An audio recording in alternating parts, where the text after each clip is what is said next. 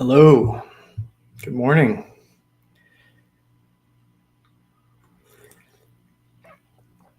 Today I'm drinking tea out of an Ember mug, which is this cool mug that heats itself. It has like a little heater and battery in it and a little charging station. And Teforia made tea because I forgot I was doing this, and I woke up and went through my normal routine at my desk, and then I checked YouTube to see if there were any new videos that I subscribed to, and saw that one of them was me. So anyway, I'm excited to do one of these. It's been a long time. It's been 6 months. I'm not sure if people are going to show up, because normally I write about it on my blog, which is obviously where a lot of people, most people see me. And so this is my first time, I think, doing one that's like not scheduled on the blog. So I just posted it to Twitter and YouTube and all that. Garrett, what's up, man? Good to see you. Gee, great to see you. Hello, Christopher from Arizona. I'm going to Arizona today. Turns out there are hot springs kind of on the Vegas or the Nevada-Arizona border. And I went to one of them, and it was really, really cool. So some friends found another one. We're going to go check that out today. So I'll be in Arizona. John, Caddyzig, good morning. Happy New Year. This is cool. This is all people I know, basically, or people I recognize. So maybe when I post to only Twitter, it's mostly people that I'm familiar with. Today I'm drinking Yashashan. Don't know what that means. Something smell, or like fragrance, I guess, Shan. From my favorite place, Jiao Zhou. Yashashan. If anybody can read Chinese, they could tell me what those first characters are. No, not going to happen. Too blurry.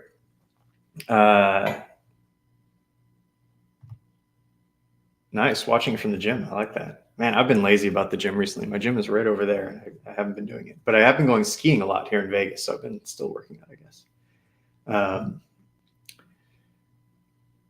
Wow. Theory of Everywhere. Reading for a decade. Thanks, man. That's awesome. It's it's crazy I've even been writing that long, to be honest with you. Glad to have you here. Thanks for catching it. What's up, Michael? How's it going?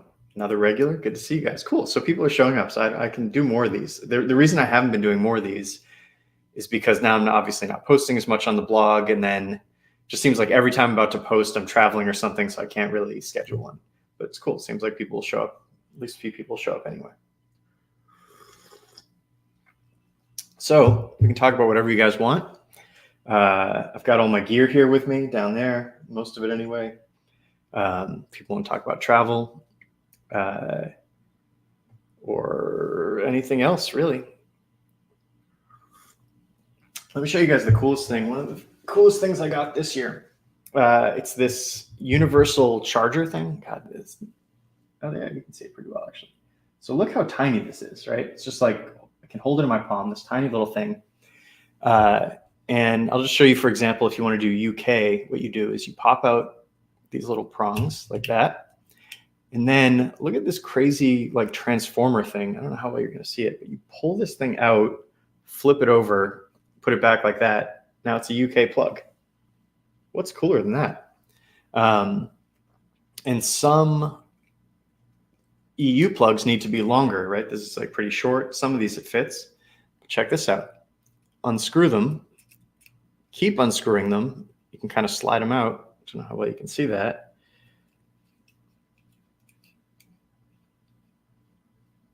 Look at that.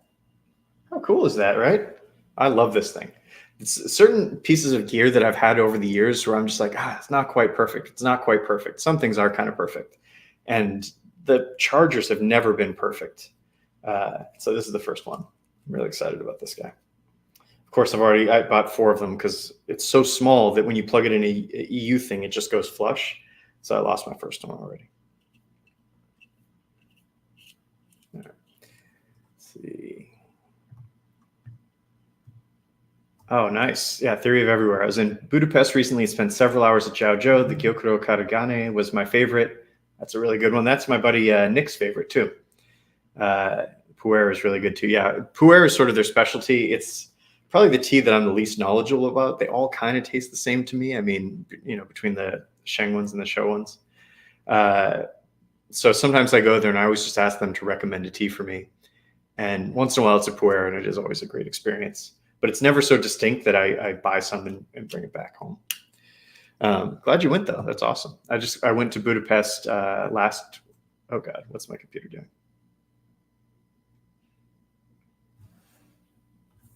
Uh-oh.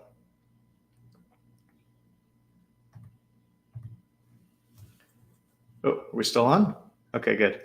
Sorry, my computer just like totally freaked out, and this is the first time I've turned. This is like an old Windows laptop. First time I've turned it on forever, and so I think it's like trying to update and all that sort of stuff. Anyway, yeah, I was in Budapest last week, and I specifically timed my trip so that I could go to Jiaozhou one of the days that they were open, because now they're only open a few days a week. And I love those people so much. Let's see. What's up, Nicholas? Good to see you, man. So many regular people. This is great. Garrett, good question. Curious about your selection of merino wool. If you evaluated other brands like Icebreaker or Smartwool versus Wool and Prince, because I personally found Smartwool to be more comfortable fit-wise. Yeah, I've tried all of them. And I guess I haven't actually tried Smartwool in many years, probably 5+ years. Smartwool I found to be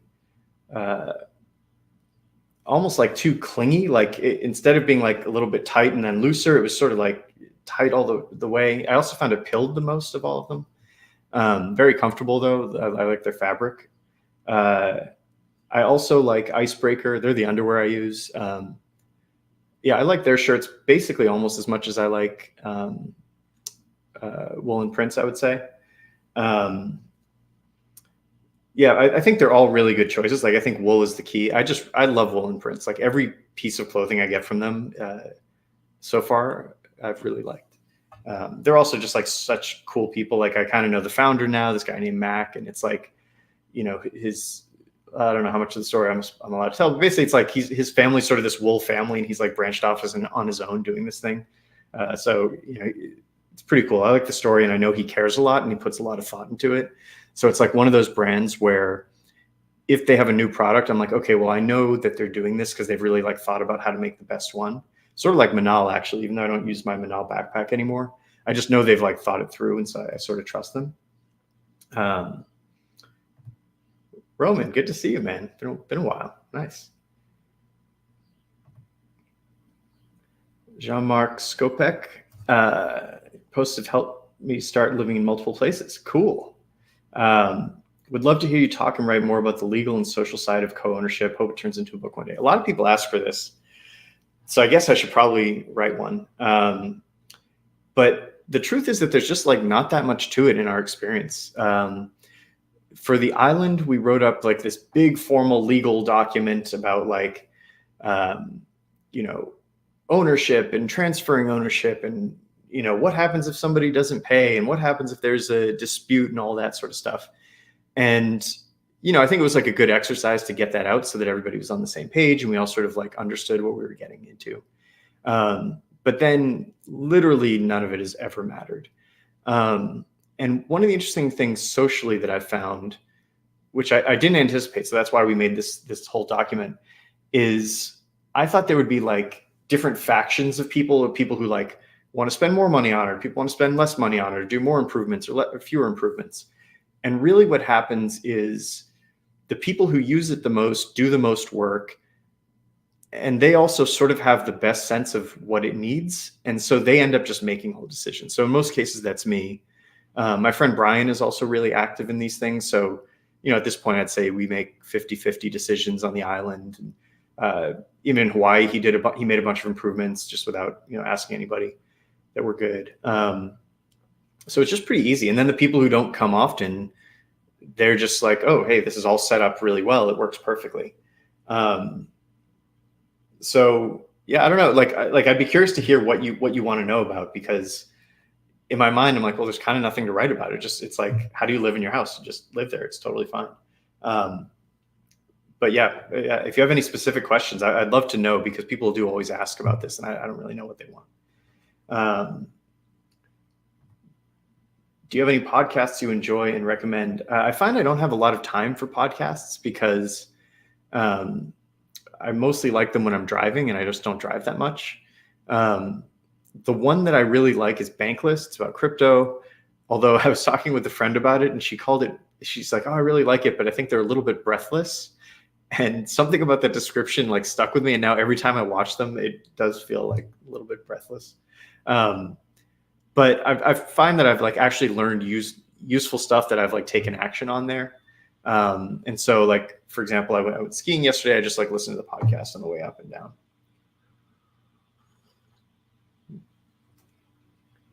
Let's see, what do we have? You mentioned you shower with your clothes. Does that mean you wash them under the shower? You literally shower them. I do not literally shower them on. I just often do it in the sink, actually. Um, for some reason, I always wash my underwear in the shower. I guess I just like, it's more frequent. So I bring it in there and just kind of shampoo it, hold it up, hang it up. I have worn it before, just slightly awkward. I don't know. Yeah, I take it off. Good question, I guess. When were you in Riga? Did you like it? Greetings from Latvia. When was I in Riga?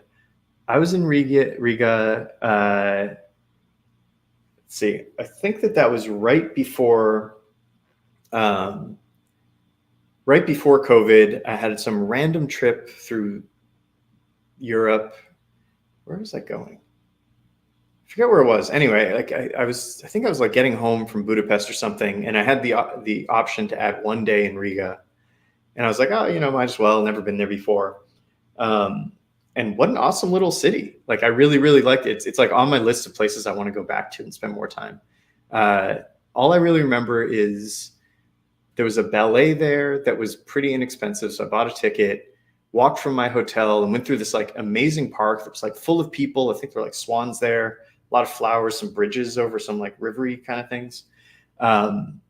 And went to the ballet and then sort of like walked back to the park home. And it was just like a really nice time. I think maybe I had some good food there. I can't really remember. I love Eastern Europe, by the way. I think like Eastern Europe is the best. I would like Georgia is awesome. Budapest is obviously awesome. Like Estonia, I've only been there a little bit, but it's really cool. It just seems like all these places are probably pretty awesome. Where else did I just go? Poland, maybe. Anyway, every time I'm in those sorts of places, I really like it. All right, let's see. I don't know if you guys can hear the fan on my computer. It is going bananas here. I got my first shirt from Wool and Prince. It's been great. I'm planning to gradually replace other pieces. They ever have sales? Not really. They do a Black Friday or Cyber Monday sale every year, but it's basically like you get a free pair of socks or underwear with whatever you're buying. They do have sort of like these retiring things sometimes where they're like, hey, we're getting rid of this color. And those are good deals. I also think it's kind of cool to get a color that, maybe isn't as common or about to not be as common anyway. So yeah, they give me everything for free. Basically, sometimes I buy it, but generally they'll give me everything for free. But I found that like a shirt lasts a year. I don't know if it's like $80 or whatever. Not a bad deal for my entire wardrobe. Yeah, he's talking about the shared properties. It never matters until it does. I think it won't matter because here's the thing. I think that the key to making these shared properties work is that you pick the right people. I think if you just picked a random group of people, it would be sort of an inevitable disaster. And so I think if you pick the right people, you will never need to enforce these things. Because I think even if there was some disagreement, you could like work it out or there'd be like a vote or something. So I do agree it's like good to get these things down, but I don't know, like give me some scenarios or something. I'd love to talk about it. It's one of my favorite topics to talk about, by the way. Whenever I'm on a podcast or something, I'm like, please ask about the shared properties. I want more people to do this, and they never do. Own it through an LLC. Basically, what I do is I do a single member LLC, so I can just like speed run and get everything done, and then I add everybody to the LLC later. I'm not sure if that's really the right way, but that's how we do it. Garrett recommends the All In podcast. Never heard of it, but I'll check it out now. Oh boy, a lot of things here.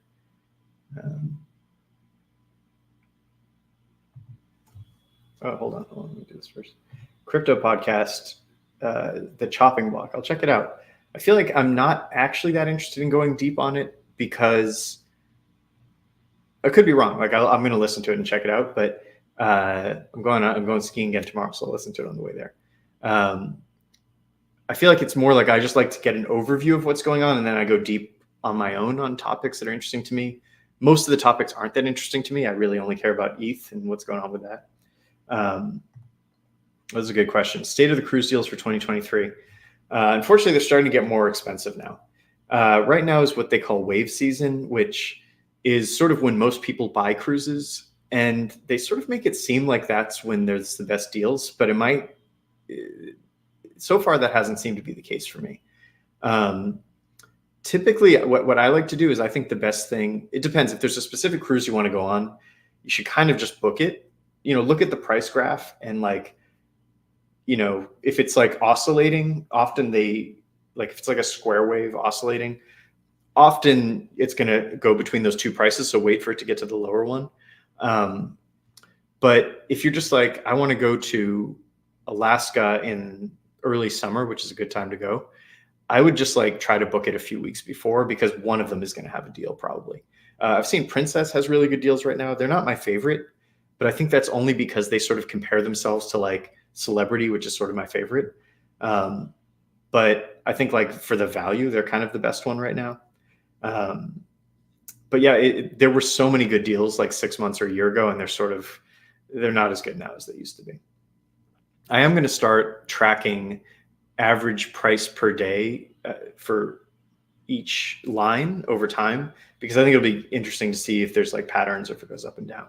And, recently I've been more in the press, or I've had more press contact, and that's all they care about are like pricing trends, like the only thing they care about. Yeah, totally agree here. Eastern Europe is a sweet spot for the dollar stretching far and being quite safe. Yeah, and I just think like it's less touristy. Like when you go to Western Europe, except for maybe London, which I like a lot, it just feels like you're just overcrowded with tourists. Whereas when you go to Eastern Europe, it's like, yeah, there's some tourists, but it's not overwhelming. By the way, new theory I have about Vegas, I might write a blog post about this, is I think Vegas is the only city where people want more tourists who live here. I think it's the only city that's managed tourists in a good way, to where the more tourism we have, the better the city is. Whereas every other city, it's like a trade-off and often is worse.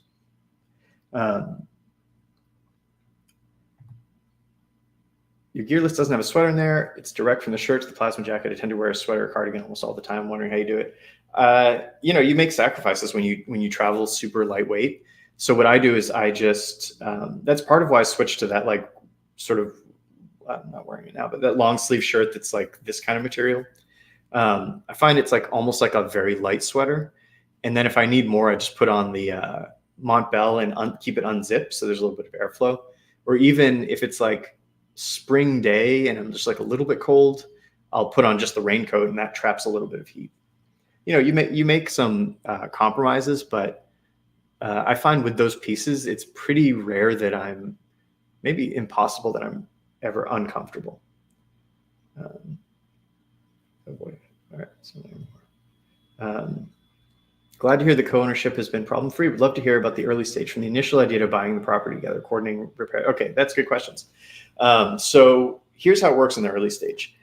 Basically, I have the idea of where I want to buy a property, and I'll sort of like roughly run it by a couple friends. Like, hey, I'm thinking about getting a place that we can all enjoy in the winter, maybe like Puerto Rico or Hawaii. So that's sort of how that pitch went. Actually, I was like, probably Puerto Rico, maybe Hawaii. And at this point, most of my friends kind of know what the deal is with these things. So it's like, I'll be like, I think it's going to be like 10 or 20K, 5K, whatever. Let me do some research. And then I'll make sure a few people are interested. Or, maybe somebody would have a suggestion. They'd say, oh, well, you shouldn't do Puerto Rico, you should do Hawaii. Then what I do is I just try to find properties, not even necessarily a specific one, but I try to make sure that there are properties that exist that fit the sort of outline of what I want. So for example, Tokyo took many years, but I was like, okay, I think we can get for like 100K, I think we can get a tiny apartment that'll be in a great location somewhere in Tokyo.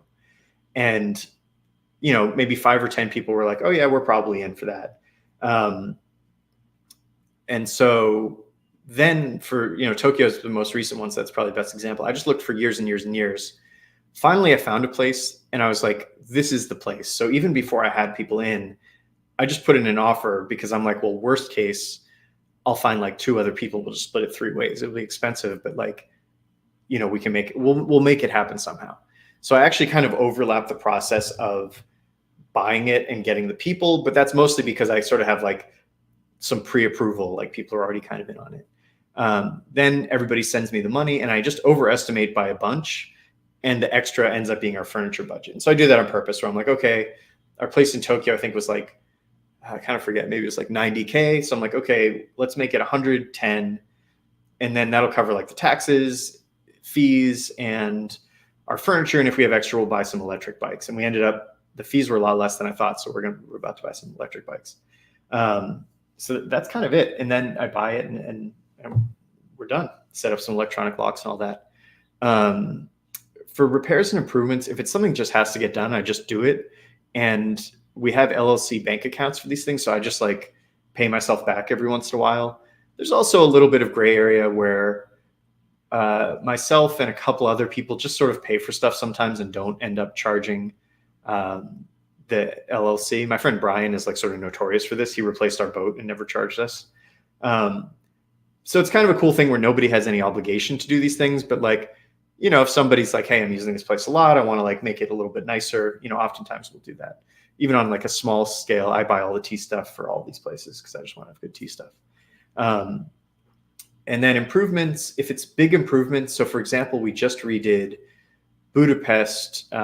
We had some renovations scheduled, which we did, but then it was more expensive than we thought. So we needed money for furniture. So basically what I did like a rough estimate and was like, okay, we could each pay, I forget what it was now. It's like we could each pay like $400 and kind of get some basic stuff, or we could pay like $700 and have it be kind of fancy. And so a few people wanted to do the $400 one, so I just did that. And then it turns out that I had overestimated anyway, and I kind of got what I wanted. So that's sort of how it works. Tom asks, can we watch a replay of this? Yep, I leave them up. Nice. Another one converted. Scott bought a Z Fold 3 because of me. No more iPhone.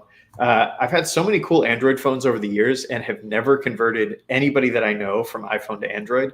And now, like, one by one, all my friends are converting. It's just, I mean, I've got it right here. Like, so cool, right? I feel like it never actually gets old. You do get used to it, but like, look at that huge screen. So good. Let's see. Are you planning on starting a Mastodon? No, I did look into it, but I don't even use Twitter really. I like the concept. I also think Twitter, I like that Elon's taking it over. I don't know. I think it's kind of interesting. Love the LC approach. Do you normally take on most of the ownership at all? Sort of, yeah. Like, not really, but on paper, that's what we do, so that I don't have to get everybody to sign every document for like making the bank account and like doing the purchase. It's also like they all trust me. Like, technically I could totally screw them over, but they know I'm not going to do that. So I think it just makes it easy. Oh, good question. What's your favorite 3D project as of late? What did I just make? I just made something cool. I can't remember. I'm about to make something today. So I switched somebody was asking about this on a previous one. So if you're watching, you were right. I feel like it might have even been, I switched my house to Home Assistant, which is the most insane home automation thing. I knew it was the best one, and I was just like dreading moving everything over. And then I finally did it, and it's like just the best decision for home automation. And so I'm using something called ES Presence, where it can track your phone, or these little like almost like tiles, but like smaller, sort of like key fobs.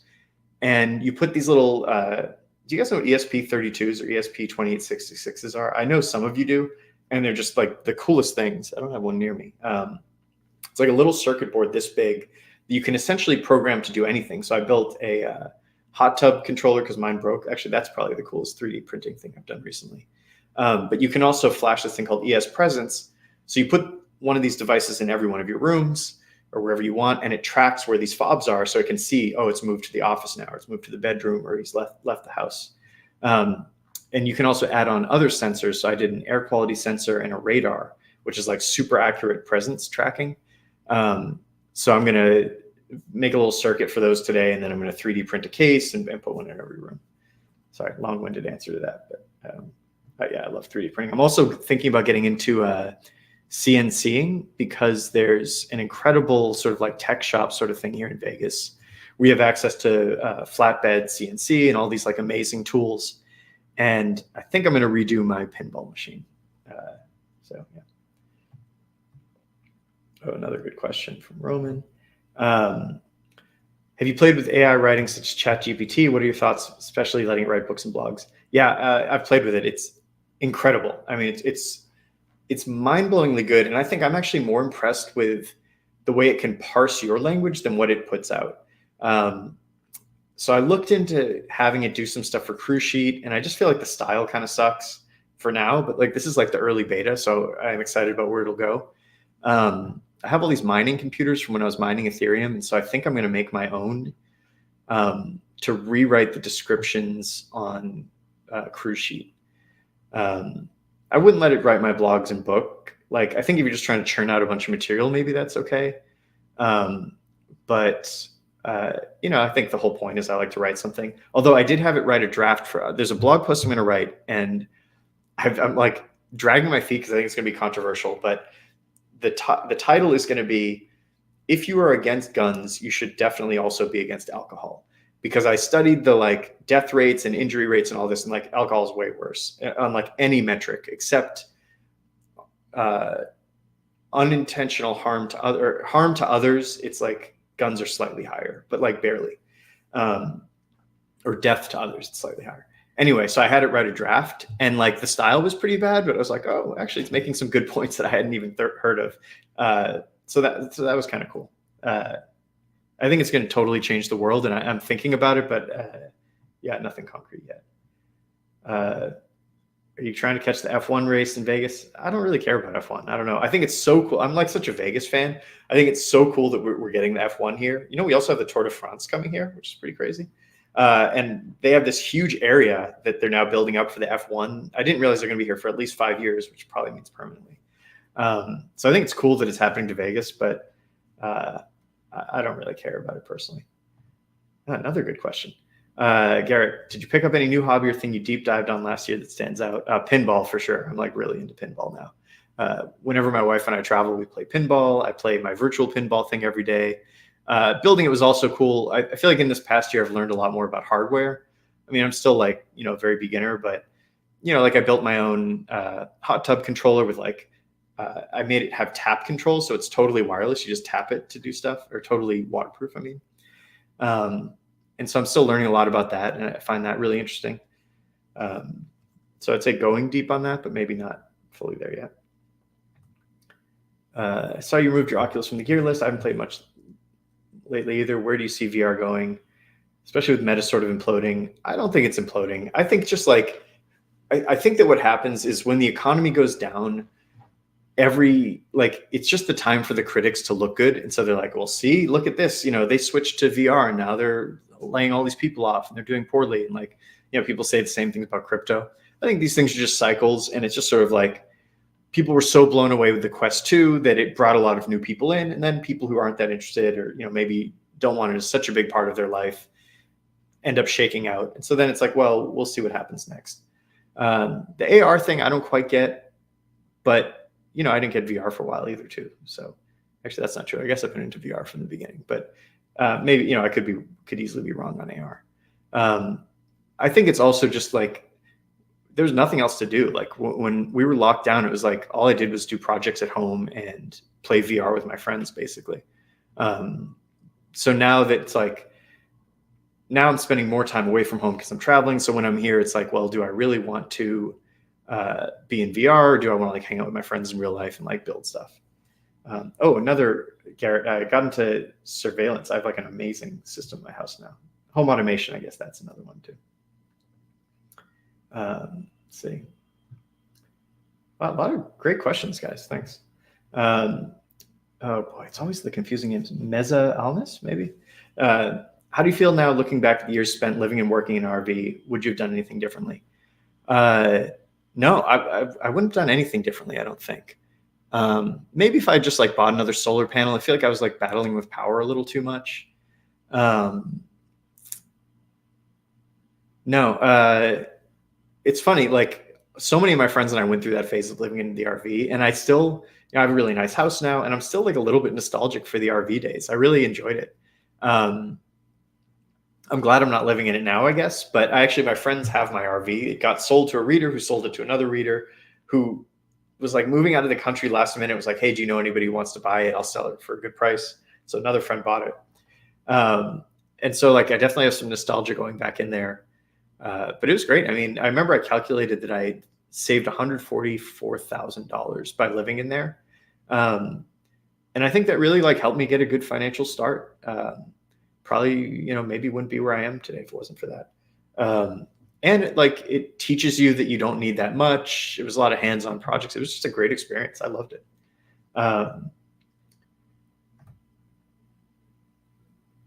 What toiletry case do you use for travel? When needing to carry pills, what items do you use? No pills. I've never taken a pill. I took omega-3 pills for a while, and have I ever? I think I've never swallowed a medical pill. I'm not 100% sure that's true. I'll show you my thing. So here's my toiletry case. I'll keep it wrapped first. It's Victorinox. So I got this. This was on Swiss Airways business class. Somebody left it on the seat, so I just took it because it was like already open and everything. And it's kind of perfect. I think like the move is just go on eBay and look for business class toiletry kits because they're small. They don't have like all the space for like full size stuff. It's all travel size stuff. So like you can hang it up. You can hang it up from here. It has like a zipper pocket here, kind of mesh pouch here. I love this thing. I think it's just like the perfect little case. So I actually searched on eBay after I bought it, or after I took it, I guess. And then I bought like 8 more of them. So I still have some spares, and I've given them out to some family members and friends.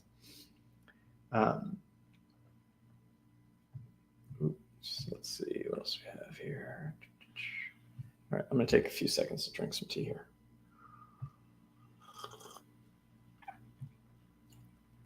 Current car situation. I have a BMW i3, which is just the best. It's sort of like the Z Fold of cars, where I think when people, I had the Bentley, I've had like a lot of Mercedes, I've had like what I think are like really cool cars. And I've never heard anybody say that they want to buy one when they're in the car. Like they're like, oh, this is a cool car. But like nobody's like, I want one of these. BMW i3, everybody wants. Nobody's actually bought one yet, but like several family members have like looked into it and thought about buying them. Other people are like, oh, if I end up moving to Vegas, I'm going to buy one or whatever. Coolest car ever. Well, I don't know about coolest car ever. Most practical, like useful car ever. They designed it. There's a really cool documentary you should look up on YouTube. It's like 20 minutes or something about how they designed it. And basically they were like, okay, mine's 2014. That's when they started. They're like, okay, we don't have batteries that are going to have incredible range. So these are going to be city cars. How do we design a city car? Like, what do people want in the city? And so mine has like 70 miles of range. Plus it has a little gas generator that can charge the battery. So for example, when I go skiing, I use like half a gallon of gas because it's like going up the mountain. You need a little extra juice. So you can never really run out of power. Just the interior is really well designed. Anyway, it's just awesome car. I would also look into the Chevy Bolt if I was going to buy a car. I hate Teslas. I think Teslas, unless you really care about going fast or you need that super long range, I think it's like the worst value of car you could possibly buy. Oh, about to sneeze. No, maybe not. Chevy Bolt is pretty awesome. It goes 260 miles. There was a deal recently. You get one for $18K, brand new. It's just a cool car.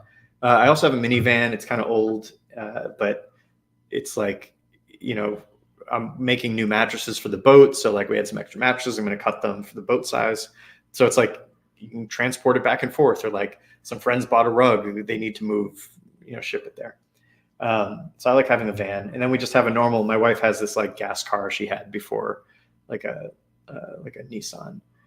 Just kind of a basic car, but every car's kind of good these days. But once you go electric, I think you would never go back. I love electric cars. I'm just going to click every virtual pinball question because I love virtual pinball. Do you feel like your virtual pinball machine has made you a better physical pinball? Yes, big time. So one of my favorite games is called Medieval Madness. It's one of everybody's favorite games, just like a perfect pinball game. And so it's one of the ones I played the most, especially when I was testing the machine. And then I was in Boston a couple months ago at this cafe, and they happened to have a Medieval Madness there, which is like very bizarre because how often does a cafe have a pinball machine? And the left flipper was broken, so you couldn't hold the ball. You could flip it, but it wouldn't stay up. And I got a replay on it my first try. A replay is when you get a high enough score, you get another free game. So it kind of sucked for my friends. They were all waiting there. I'm like, oh, let me play a quick pinball while we wait for our food. And I was there forever. I think also what it's taught me is like, I now know how to figure out what a table wants me to do, to figure out like the modes and before I was just like, oh, how do I not die? But now I understand there's like missions and quests or objectives or whatever you want to call them. So I think like now I have more familiarity. I actually think it's actually more fun to play virtual too. Like we sometimes go to Vegas has the biggest pinball collection, I think, in the world. It's called the Pinball Hall of Fame. Incredible collection from the oldest ones to some of the best newer ones. And then Budapest has something called the Flipper Museum, which is mostly kind of like up to early 2000s, late 90s, but also an incredible collection. And I enjoy it, but I think actually I kind of enjoy playing the virtual one better. It's just like you have so many more lights, it's louder, there's not other machines around you. It's like crisp and clear, it looks really good. Both are good. If I had more space in my house or was willing to give up like part of the tea room, I think I would probably buy some real ones. When do you think this recession will be over? I don't know. I think I'm not good. It's not like recession. Now it's over. It's going to be we're going to go out. And I think it's going to be like this. I actually think the US's financial situation is not great long term. I would guess by the end of the year, people are going to be feeling pretty good, but it's not going to be like boom times. But I'm like, I don't know anything. I think my whole thing is, how do I orient my finances so that I don't care if there's a recession or not, and spending and savings and investing. And I think that's kind of where I'm at. So like I can speculate, and like I think kind of by the end of the year we're going to be pulling out of it, but it doesn't matter to me. I think the recession is actually good in certain ways. So I don't know. I wouldn't put any value in my opinion of that. Do you know about IKEA abandoned houses in Japan? I think you and everyone will love this. I know about them. I haven't looked too much into them. I looked into the Italy ones because, like, imagine how many people sent me that link when they were giving away the like free houses. I think the real problem is that, at least for me, when buying one of these houses, access is the most important thing. It's like, how long does it take me to go from the airport to the location? So like Ireland, it's an hour. Budapest, it's an hour. Hawaii, it's like 10 minutes or something. Tokyo, 45 minutes to an hour.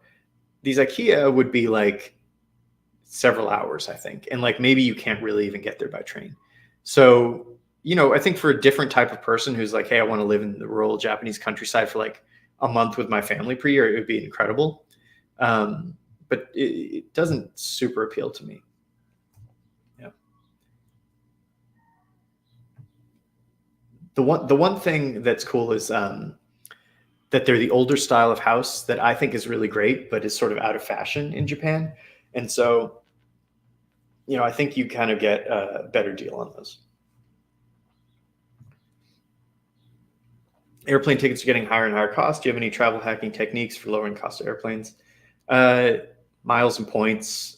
I'd say it's like, basically you just accumulate and hoard as many miles and points as you can. And then you try to avoid using them, which I know is not like everybody says to use them as much as you can. But what I found works for me is like, I try to buy a ticket. And then if I'm like, this is just a ripoff, then I use points. And so that kind of like keeps my average cost down. Nothing new though.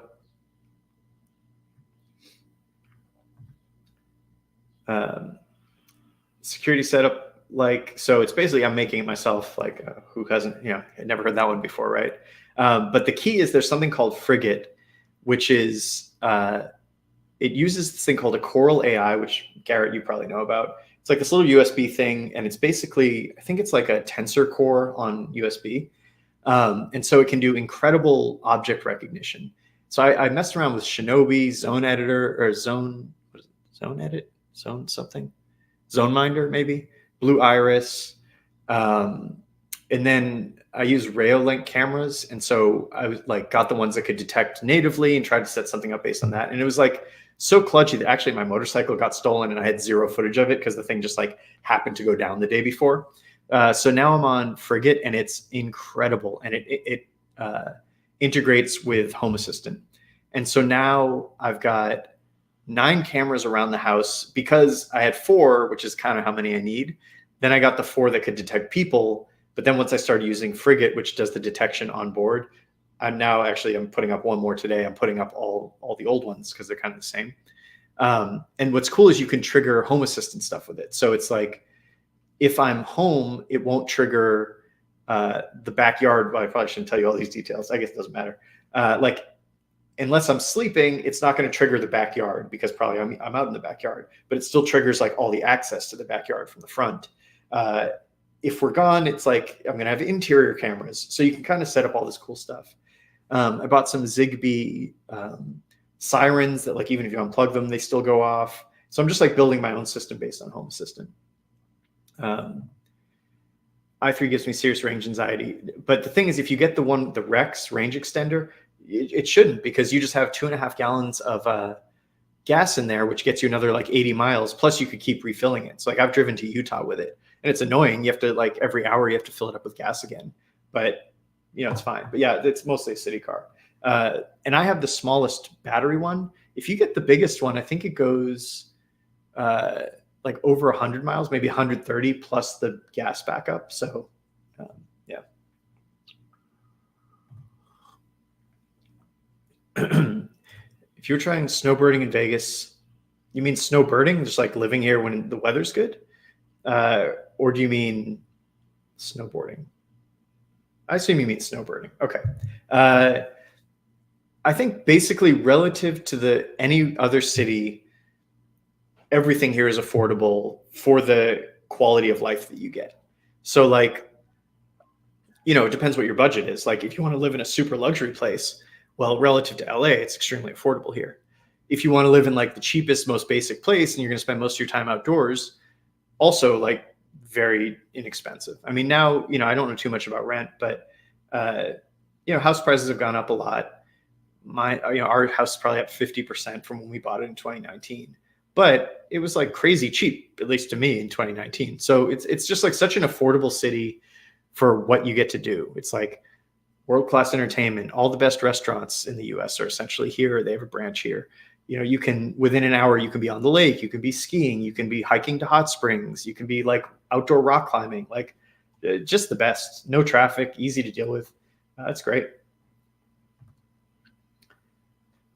I had a Chevy Volt and drive a Cadillac.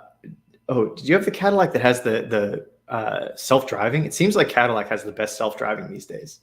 Thank you for asking, Garrett. Any thoughts on the next superhuman event? I really want to do it. You know what the real problem is the hotel that I do it in is like, I think like the perfect venue for it. And because Vegas has like come back so much from the pandemic, it's now like $1,500 a night to get that room. It's normally like 600. So it's already like kind of a huge part of, you know, what I charge ends up being the room, but it would kind of be like, you know, more than 50% at this point. So yeah, I keep looking. I really miss doing them. I really want to do them. It's like my favorite thing to do. So I'm going to keep looking. Thanks for the reminder. I'll look and see if I haven't looked in a little while.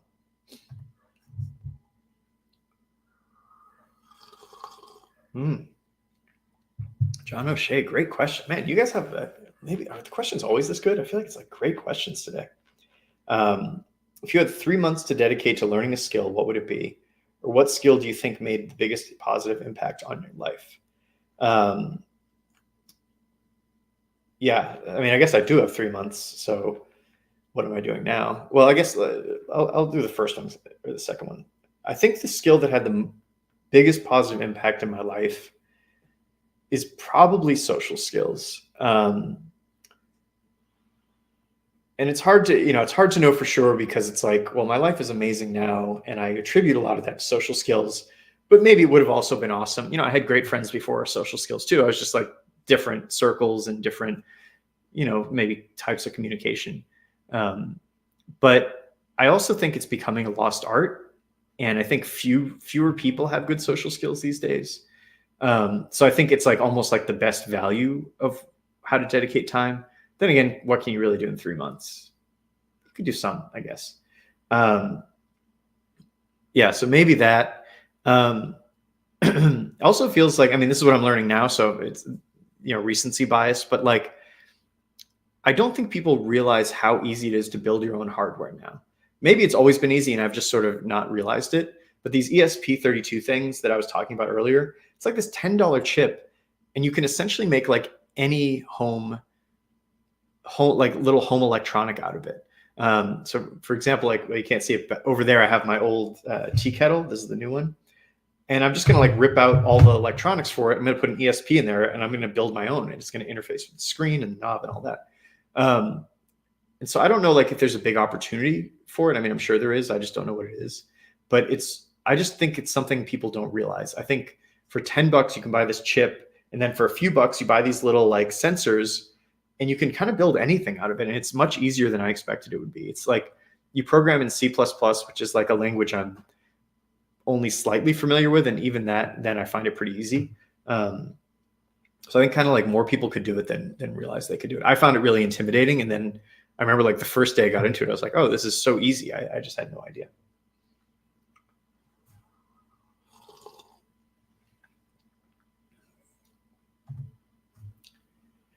What's your favorite way to pass time on a plane? Nintendo Switch has been a favorite way. I'm so tempted to buy like a Steam Deck or a Switch or something like that. And it's not like I'm really using that time very well anyway, but there's something about me. I'm like, oh, I just don't want to get into video games. But it does seem like magic. Like if you got into a good game that like that flight could just disappear. I basically save up TV shows. So I almost never watch TV shows. Well, I guess with my wife, most nights we're in Vegas, we'll watch one episode of a show that we're watching together. But personally, like I never watch TV by myself. I just save all the episodes. And then when I'm on the plane, I let myself watch it because it's kind of dead time. I read a lot too, sometimes do a little bit of work, but it just seems like this, I don't know, maybe I'm getting bigger. It seems like the seats are getting smaller and smaller. And I'm just like, it just kind of sucks working like this. I should get over that. It's in my head, but I just find I'm like less motivated to do it. I think I have less pressing work these days. So yeah. Have you looked into e-bikes for moving around the city?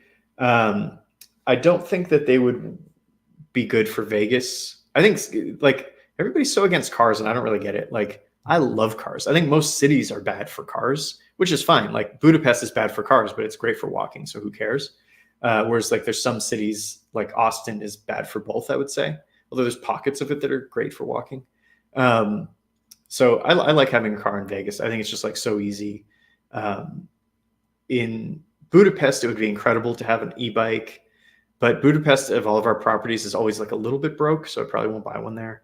I have an electric skateboard there, which seemed like a genius idea until I realized just how many tram and train tracks you have to cross and how many like cobblestone streets there are.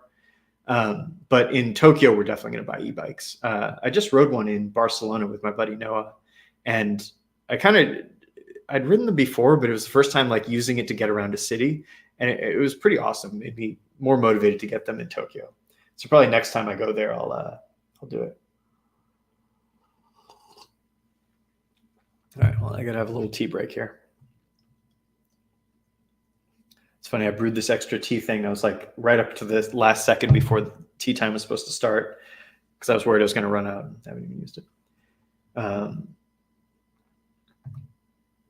Have you tried rock climbing? Yeah, I've tried it. I think that my appetite for rock climbing is like about 45 minutes, I would say. And so in Vegas, there's actually this amazing gym, huge gym. I mean, obviously, because space is not at a premium here once you get off the strip. So it's huge and really cool people. Like if you become a member, they give you an access card that you can go climb 24 hours a day. And I asked them about it. I was like, oh, wow, that's crazy. It's cool that you guys haven't had any problems. And they were like, oh no, we have problems all the time. We just want members to be able to use it. So I thought that was pretty cool. Vegas is actually like kind of one of the rock climbing capitals of the world. Not like Yosemite level, obviously, but like in terms of like, Alex Honnold lives here. I think a lot of other rock climbers live here because there's good rock climbing that's really close. And I've actually never done it, but I was just talking with a friend yesterday, and we're going to go do it soon.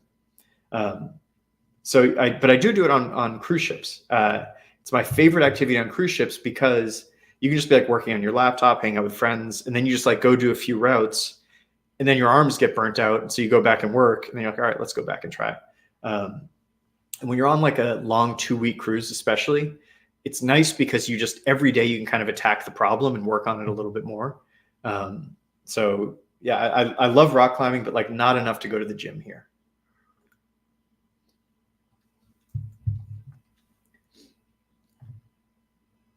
Ben Savage, drinking Leishon. Nice. I've got some right over somewhere. Where is it? Yeah, Leishon. Great. Taiwanese oolong tea, one of my favorites. Where'd you buy it from? Hopefully Jiao Jiao or somewhere good. Yeah, happy to recommend teas. Oh yeah, wow! I'm surprised you remember this. Did you finish the 3D print of the tourbillon? Curious how that turned out. It didn't work. I had some friends. What were we doing? Why did I print this thing out? We were all going somewhere, and I had this idea. That, what was it? All my friends and I were getting together, and I thought, how cool would it be if I 3D printed all the parts for tourbillon, and we could build them together. And so then I tried to make one at home, just like make sure it worked. And it was just too janky. I don't know. I forget. It just like didn't, it kind of went together, and then it just like, it would click a few times, then it would stop. And I was like, well, I'm not going to figure this thing out. I think the mistake I made was like printing 10 of every part at once, because it just took me so many days that then by the time I got it, I was like done with it. Whereas if I just printed one piece of each and messed around with it, probably would have been better.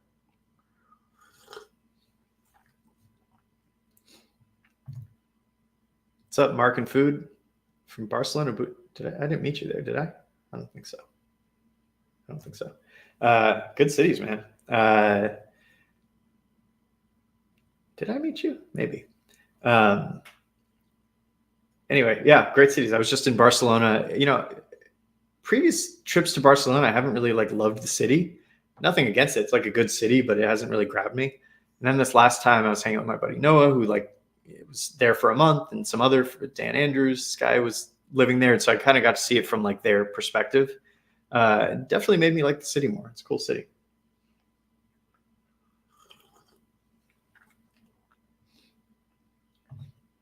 Any thoughts on FTX and Sam Bankman-Fried? Probably nothing that hasn't been said before. I guess like I'm surprised. I mean, if you had asked me a month before it happened if I thought FTX was trustworthy, I would have said like, yeah, probably. I mean, probably wouldn't have put my own money there, but like they definitely seem to have one of the better reputations. I certainly didn't see it coming. I guess like when these things happen, I think like, well, is this good or bad? It's like, it would have been better if he wasn't a fraud, obviously. But since he was a fraud, it's probably good that it was like exposed. I don't know. It's like, I just feel like it's almost like a forest fire where like, yeah, it sucks and it causes destruction, but it's part of like the growth of the ecosystem. So, yeah, I don't know. Like I'm not upset about it. It's just sort of like, okay, well, this thing happened. It's too bad that he wasn't like this great guy building something awesome, but since he wasn't, it's good that it's been exposed and is sort of, burning out a little bit. I don't know.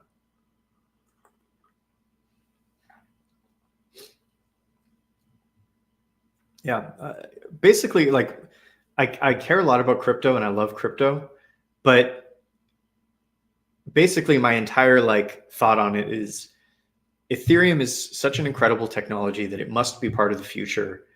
And so all these other things, it's like, ETH went way down obviously over this past year, but like I don't care because I'm like, well, it's actually gotten better in the future though. Like all the technology, like the merge happened. this layer 2 stuff is happening. There's like all these good things are happening. And so I'm like, okay, well, obviously I wish the price was higher, but I'm not worried about it. Like the central idea that it's getting better, that it's going to be part of the future is just getting stronger and stronger. So like, I think these things are interesting, but it's like a reality show. It's like, well, the fundamentals are still good, so I don't really care. Do you have any standout places in Southeast Asia you would recommend to someone visiting for the first time? I haven't been to Southeast Asia in like, wow, probably like 6 or 7 years. It's been a little while. Thailand is okay. I think like the little islands of Thailand are pretty cool. Vietnam, I spent very little time in. Which was the one I liked? Saigon or Hanoi? I think Hanoi was the one that I liked better. But I took the train between the two, and it just seemed like so much beautiful land between the two that it made me think maybe Vietnam is like underrated a little bit. Cambodia is pretty cool. Been there a couple times. I'm not that into Southeast Asia. I don't know. It's very hot and beachy. Singapore is really cool. I've only been a couple times and just for short periods of time, but I'd say the last time I went, I was sort of like, oh, like this place might be better than I think it is. And they have a nighttime zoo, which is extremely cool. It's like one of my favorite attractions everywhere. Roman, if you want to get into something weird, but will change your view of personal electronic transportation, get into an electric unicycle. I love electric unicycles. My friends are really into them, and so I've borrowed theirs and learned how to ride it. For sure, that's what I should have gotten in Budapest. That would have been the perfect thing. Really, really cool. Does slightly freak me out that like if there's a bug in the code, it's just gonna like turn off and I'm gonna fall. But yeah, I'm really into them. I think they're super, super cool.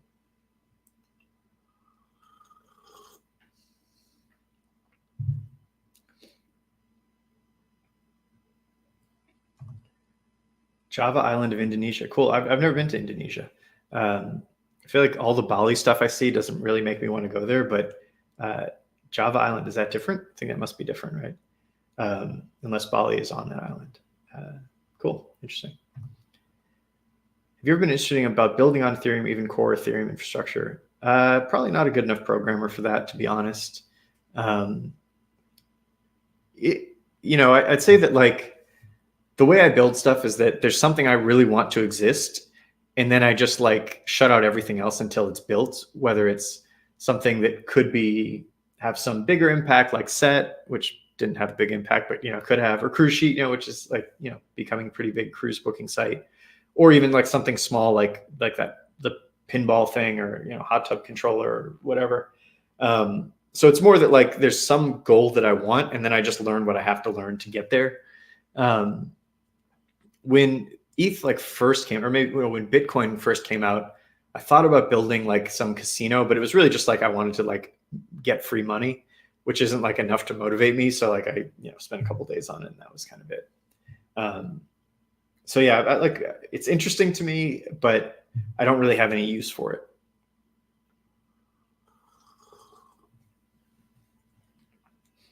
All right, I think we're kind of getting to the end of the questions here, and it's almost been an hour.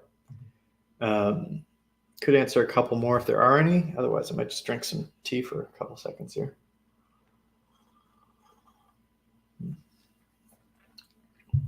It's good tea. This is why I like Chow Joe. Basically, I never choose what to order there. I just ask them what they think I'll like, and every time it's incredible. Have you explored Urbit? What's that? Let me look it up. Sounds familiar. Oh, some crypto thing. Decentralized personal server platform. I did hear about this. Don't know anything about it. Yeah, don't know anything about it. Sorry. What Substacks do you recommend? I don't read any. The only blogs I read friends' blogs. Actually, really only read Derek's blog, now that I think about it. Not too many people blog these days. I go to Hacker News every day and see some. Oh, there is a Substack I read, actually, now that I think about it. It's called, what is it? At hwfo.substack. hand-waving freaker outery. And it's this guy who is a civil engineer. And so he does like floodplain simulations, or I don't even know what these people do. Anyway, floodplain stuff, like a smart analytical guy. And he kind of became famous or well-known or whatever because he wrote a post about gun violence that was very data-driven. And so the guy definitely is like, I'd say like, if you were going to assign him a spot on the political spectrum, he'd be like somewhere on the right. But what I like a lot about him is that he does data-driven analysis on a lot of topics. And I think he picks the ones that are sort of contrary to the liberal narrative. But what I really respect about him is he did one on abortion, and it's very compelling. And then he was wrong about something, and he specifically made a follow-up post to show that he was wrong, and then it weakened his argument. And at one point, he had written something that I felt was inaccurate, and I wrote in, and he sort of acknowledged, like, yeah, I think you're probably right. Here's why I chose that. So anyway, long-winded thing, but it's the first like blog I've liked in a long time, and I read all of his posts. I don't really care about gun laws, so I'd say a lot of them are not that interesting to me. But I like his method of analysis. And so if they're like when he wrote about abortion, which is something that I think I have mixed feelings about, it was nice to sort of get a perspective that I thought was like data-driven and interesting.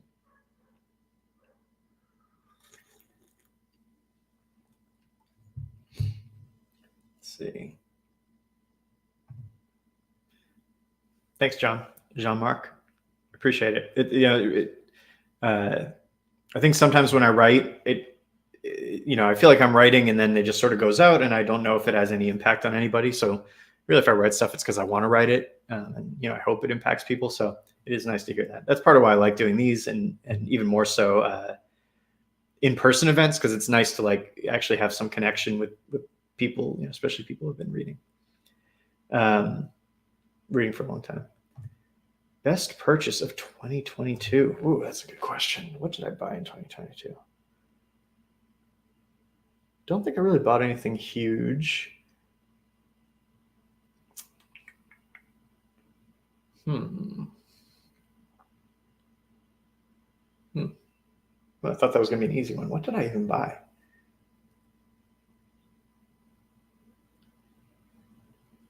Maybe kind of lame, but like the parts for my pinball machine. I don't know. I feel like all I talk about is a stupid pinball machine. Maybe that. Oh, I'll tell you. Actually, here's one. We paid to have the landscaping redone in our backyard. It was really crappy before, and it was so expensive that like I kind of didn't want to do it, but it was like already sort of like planning on it. And now I love our backyard and I go out there all the time, and like brings me a lot of joy. So I think that might be it.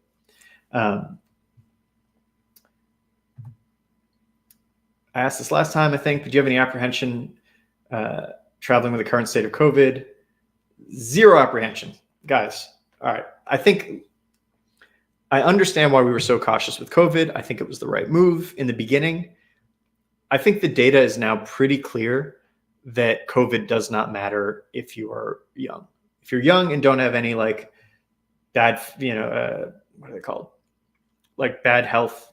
Like if you're in good health and you're young, COVID does not matter. And I think that's just true. Like, I think we didn't know that for sure. I'm even okay with some of the erring on the side of caution. I'm not an anti-vaxxer. I got the vaccine. I'm like, whatever. But I think it doesn't matter at all. I think zero, like it does not factor into my decision-making at all. At this point, nobody's going to stop you from traveling if you have COVID. Nobody's checking. Nobody's doing tests. So like zero apprehension about it at all.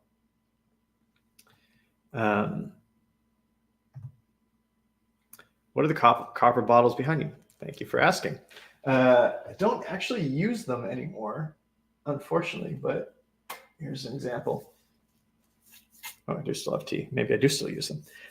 So I wanted to have a way to organize my tea. So this is we're in my tea room right now. It's every time I do these things, I at first have the camera so zoomed out so you can see like all the cool tea stuff here. And then I realized that I'm like this big in the background, and I'm like, okay, maybe people don't care about the background tea stuff. But yeah, this is the tea room. So these are little metal tea tins, and I designed in 3D and designed and printed out these labels for them. So it says green. Sorry, it's not focusing. How if I block myself? Anyway, it says where it's from, where I bought it, and they're on magnets. So you can just take it off and swap them out. Somewhere down there, I've got a whole pile of the old ones. Unfortunately, now I buy these little things of tea mostly. It's little packets of them. And so I'm like too lazy to deal. I was trying to make an automated way to do these, but the label printers are so proprietary. A long discussion on that. That's not interesting to anybody, but I wanted to make it automatic. And then this one doesn't have it, but I had some NFC tags on the bottom. So I was hacking the Teforia so I could tap it on and it would brew it. Anyway, that's that. But it's kind of decoration now. I should probably start reusing it. Or maybe I'll work on making the things print out in a more automatic way. Oh my gosh, most offensive question I've ever gotten. Do you drink your tea unadulterated or instead with any sweeteners or bulletproof like butter or bacon? Guys, I'm gonna have to start making these things actually about tea. Look, I know it sounds snobby, but I promise once you get into tea, it's not. You drink tea with just water. That's it. And you drink only tea leaves, no mix. I mean, some of them, like, I guess some of them, they have like puffed rice or whatever. But like, here's the thing. If you have good tea leaves, all you need is water and tea. If you have bad tea leaves, you need to sweeten it. You need to add all this nonsense to it. It's just a different drink. It's not tea really then. And I know this sounds snobby, but I promise, like, you get into tea, this is like the base level of like this is just kind of how it is. You know, there's cheap tea that's good. Yeah. Anyway, no, I don't put anything in. Never.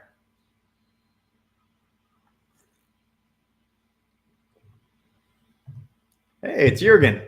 Good to see you, man. I met Jürgen in Berlin. I forget how we got in touch. Might have been through a mutual friend or might have just been through the blog. Shouldn't say that because then people are going to contact me. Anyway, met Jürgen and I think we broke into a abandoned like NSA listening station or something. We're swinging on a rope on it. Anyway, very cool guy. I love Jürgen. Good to see you, man.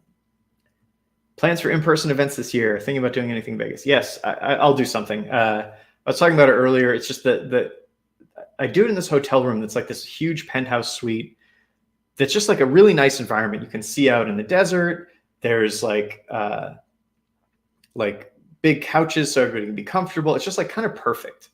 And it just feels to me like it wouldn't be the same if I did it somewhere else.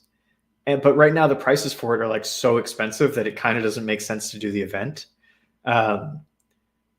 So I want to do it. And I even there was somebody who bailed at the last minute of the last one. So like I owe him one. So I will do one. I would love to see you there. It's honestly like the most fun thing I do. I love the in-person events. It's always like a little little stressful the night before. I'm like, oh God, 8 or 10 people or whatever are showing up and I've got nothing planned. I've got to like put this thing on. And then at the end of every one, I just wish it would go on for like another week. So it's a lot of fun. Tour of the tea room, make for a pretty cool post. Yeah, that's true. I have a big plan. Let's see. Should I show you guys? I'll do a little sneak preview. I'll show you what I'm doing here. Hold on. Give me 1 sec.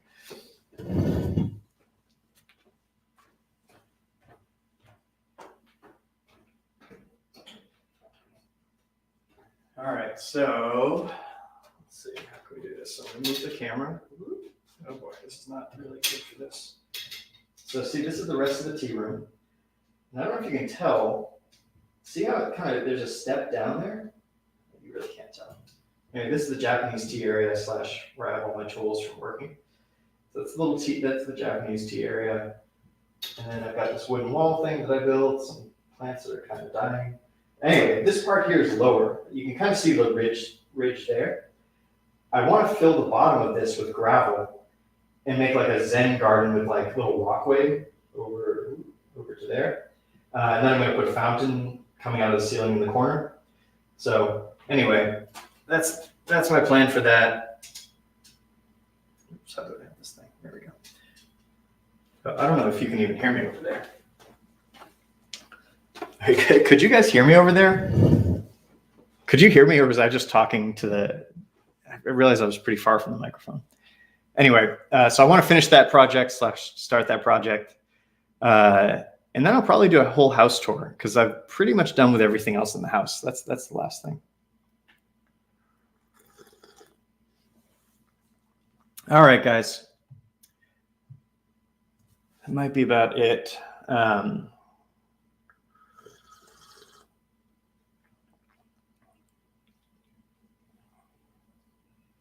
Garrett, could you guys hear me on that? Just need to know if I should cut that out when I put this up on YouTube.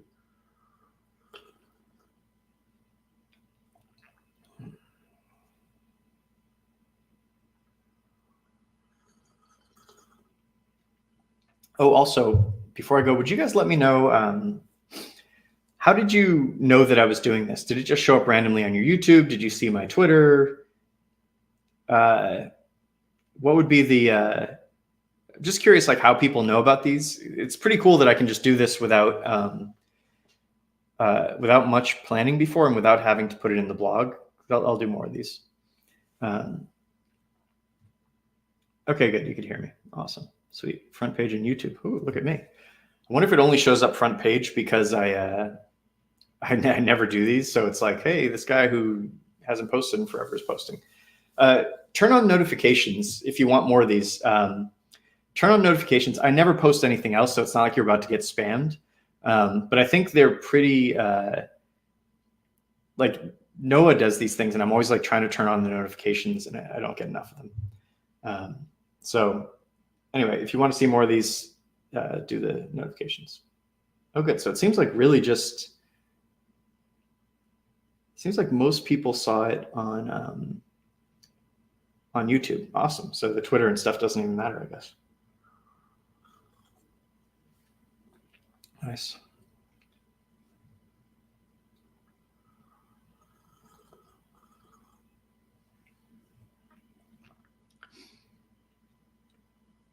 All right, guys. I think that's it for today. Thank you for joining. Appreciate it. Glad to see all of you, especially so many like familiar faces, people I've met in real life. It's been awesome. And also just nice to know that I can do these things without much planning, and people still show up. When I first started, there was only one person here. I thought, oh, all right, maybe this isn't going to work. Yeah, I do that. I maybe people don't see these. Yeah, I announced it on Twitter, and I guess that's the only place I announced it. Wonder if I should do Instagram too. Anyway. All right, guys. Thank you for joining. Have a great Sunday. Appreciate it. Drink tea. Don't put bacon grease into it. See you guys next time.